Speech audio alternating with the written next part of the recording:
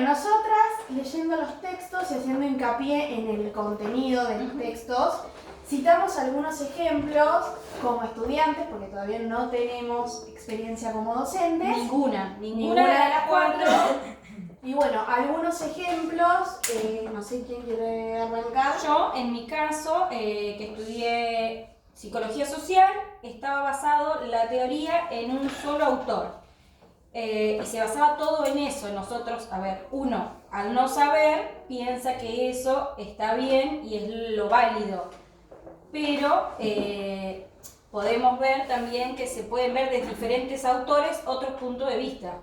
Es lo que podemos ver en la bibliografía. Claro, hoy en día podemos ver que hay otras formas de enseñar. Claro. Y el conocimiento, que no hay un solo conocimiento. Exacto.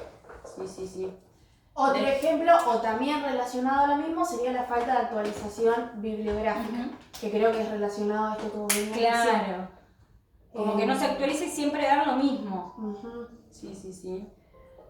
Vos, María, habías hablado de un ejemplo de una profesora que tenías. Claro, yo tenía por ahí mencionando un poco al autor, al profesor que mencionó Cusieri.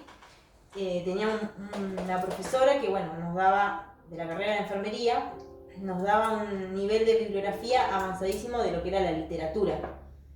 Y como nosotros no íbamos en camino a eso, y más allá de que nos daban Claro, como que ella... Es como que ellos dan por hecho que vos, al estar en ese nivel de educación, en un nivel superior, Lo tenés que lo saber. tenés que saber, Claro, lo tenés el que nivel- entender ese no nivel. solo que el nivel era muy avanzado, porque era literatura Sino pura, que ella también sino que, pretendía que vos lo sepas. claro, me daba un libro, una bibliografía así, y yo tenía que estudiarlo, y a mí me recostaba, de hecho me costó un montón dar esa materia, y tenía compañeros que estuvieron 5 años para poder rendirlo, porque el nivel, y aparte ella no tenía, no era un profesor explicador, ella te dejaba ahí al azar, o sea, aprendés o aprendés. Ahí es cuando los autores hablan de la universalidad restringida, o sea, no Claro. tienen en cuenta cada alumno, Cada alumno, la tal cual. situación de cada alumno. Sí.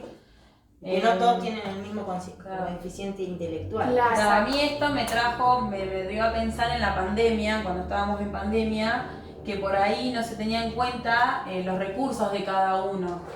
Tanto recursos materiales, por ejemplo, no sé, tenías que conectarte para poder estudiar y no todos tenían esos recursos de internet o de una computadora y demás. Y tampoco los recursos intelectuales O de saber cómo conectarte, cómo hacer tal cosa, cómo hacer un video, cómo que no todas las subirlo. familias tienen esos Exacto. recursos, porque, yo lo vi de cerca. Por ejemplo, mis hermanas hace años que terminaron la escuela y no sabían cómo enseñarle o cómo encarar esa situación para con sus hijos.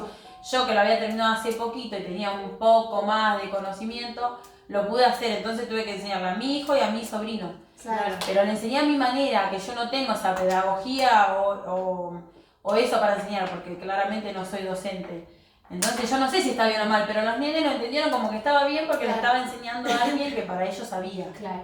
Entonces a mí esta lectura me trajo a eso, a la época de pandemia, digamos. No había una compañía. Que no se tiene en cuenta, no se tiene en cuenta por ahí. Era de esa manera, se daba así. Si vos querías y podías, en realidad lo hacías, y el que no podía, se quedó. Sí, se quedó en el camino y hoy en día le va a costar más que el aprendizaje al azar que cita el autor. Sí. Que es un aprendizaje al azar. Claro, o sea, como te podía tocar a alguien que sepa y que tenga ganas de aprenderlo, entonces te iba a escuchar obvio. de más, como te podía tocar a alguien que te va a recostar. Lo que plantea Cullen en el texto, él critica a la educación basada en la reproducción de conocimiento y propone una educación que promueva el conocimiento crítico. Claro, Los pensamientos críticos, sí. Por ahí que eso lo vemos más hoy. Yo, por ejemplo, lo veo más hoy haciendo el tramo.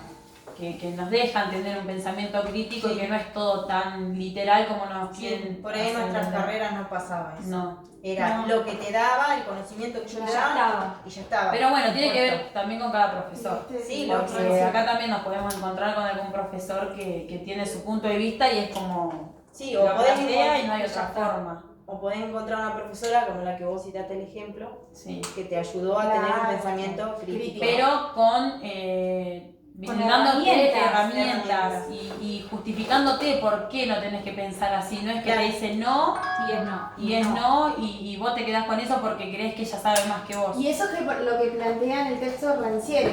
El conocimiento no debe ser monopolizado Claro. y que todos los individuos tenemos la capacidad de aprender Y de enseñar, Sí, claro. Sí, sí. Y diferentes formas. Hay chicos que necesitan de un maestro explicador, como hay chicos que Que no, no. que lo pueden hacer solo. Sí, sí, sí. Eso se trata también de cada individuo, de cada chico. Claro.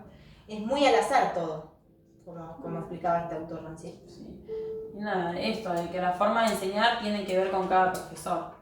Con cada profesor y con cada alumno cómo lo toma y cómo lo puede Que si resolver. bien hay un sistema que le impone cómo hacerlo o hay un marco regulador de cómo enseñar, también tiene que ver con cada profesor cómo lo va a hacer, cómo va a transmitir ese conocimiento. Bueno, nada, es eso.